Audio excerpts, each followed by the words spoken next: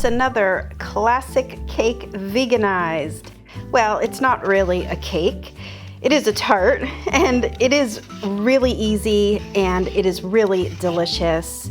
By using very minimal ingredients, you can pull off this elegant and delicious dessert in no time.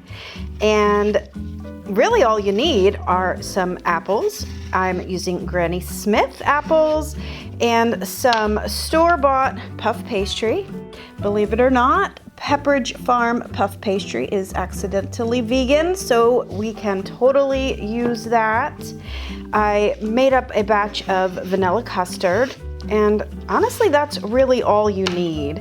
I am soaking my raisins, and most people are going to be instantly triggered by raisins, so you can leave them out or put them in, but I really do like to soak my raisins ahead of time. I have them in some coconut water, but you can put them into some apple juice if you prefer. So the beauty of a dessert like this is that it can be really sugar-free if you wanted it to be, just by changing out the little bit of sugar that we're using to sprinkle on the apples before they go into the oven. The vanilla custard is made with a little bit of sugar that can also be made sugar-free by using a monk fruit sugar or allulose or even stevia, like really whichever sugar that you prefer. Even refined sugar-free like maple syrup would be perfect here.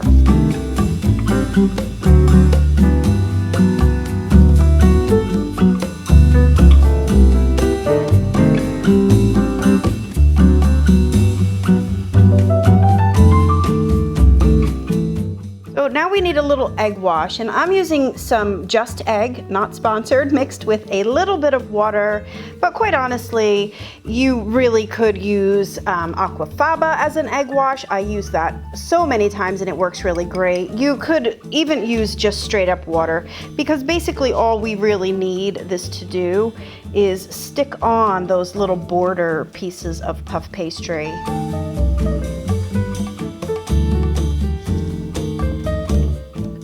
Now we take those little strips and lay them right along the edge, and that's going to be the border that's going to hold our pastry cream inside as this bakes.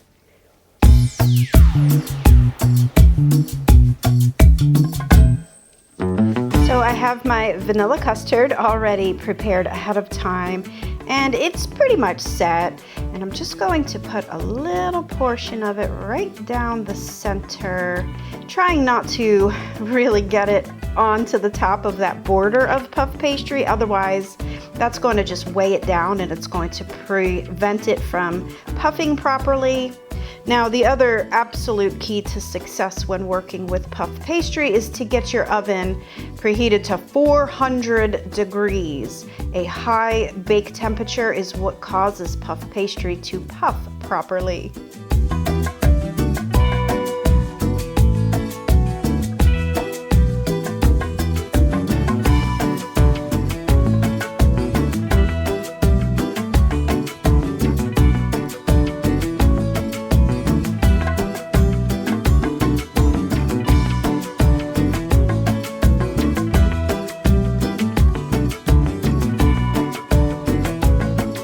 Now, here's a little pro bakery trick. If you have some apricot jelly, you can melt it down with a little bit of water and brush that right on top of the hot fruit right out of the oven. And that's going to seal the fruit. It's going to prevent it from oxidizing and turning brown, and it's just going to really increase the shelf life on this French apple pastry. Although, believe me, these are not going to stick around for very long, so you don't have to really worry about those things.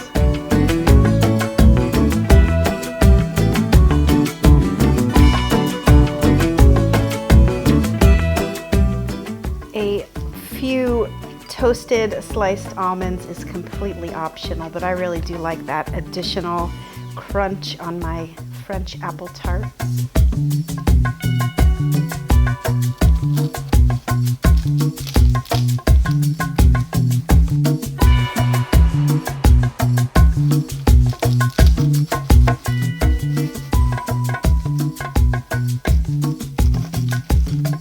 So you can serve these luscious pastries straight out of the oven, serve them exactly the way they are, or with a scoop of your favorite vegan vanilla ice cream.